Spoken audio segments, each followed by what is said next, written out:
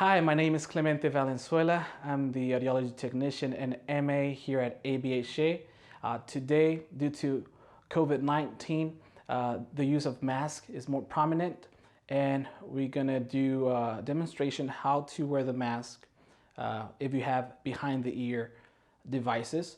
Tara will show us in just a minute how to do that properly. The first step is to place the hearing device in the ear. Then next, slowly placing the mask, making sure that the elastic band is on the outer part of the device closest to the ear. So that way, when you remove the mask in a slow motion, you don't lose the device. Thank you so much for watching this video.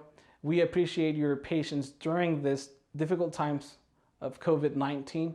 Stay tuned, there will be more videos, webinars coming in our YouTube page.